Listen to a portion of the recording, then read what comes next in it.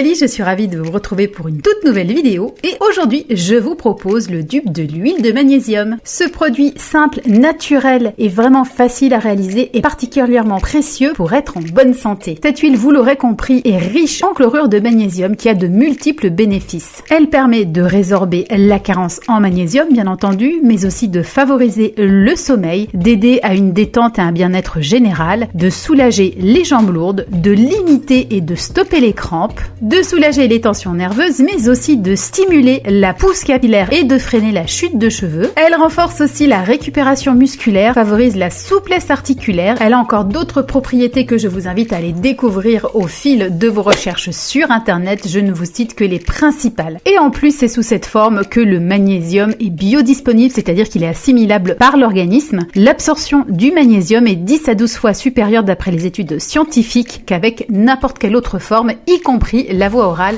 et les comprimés. On donne à ce produit l'appellation d'huile tout simplement parce qu'à l'application, ça va avoir un effet un petit peu comme celui des esters, c'est-à-dire d'une huile sèche. J'utilise simplement 30% de sel d'Epsom que je viens diluer dans 70% d'eau. Et voilà, c'est terminé. Il ne reste plus qu'à bien mélanger. Vous allez voir que les cristaux se dissolvent au fur et à mesure à l'intérieur de l'eau. Vous pouvez l'utiliser directement sur une contracture ou une crampe avec un massage et d'une manière générale, vous pouvez l'appliquer avec des vaporisations sur vos jambes en faisant suivre d'un léger massage pour profiter de tous ses bénéfices. S'il s'agit de compléter une carence, je vous conseille bien entendu de suivre un avis médical. L'huile de magnésium est déconseillée aux personnes qui ont de l'insuffisance rénale, de l'hypotension et de la brachycardie. Il y a rarement d'effets indésirables et elle peut avoir certaines interactions avec des molécules, donc si vous avez un traitement lourd, de la même façon, demandez l'avis de votre médecin traitant. J'espère que cette toute nouvelle recette vous a plu. Si tel est le cas, faites-le moi savoir. Laissez-moi toutes vos impressions en commentaire.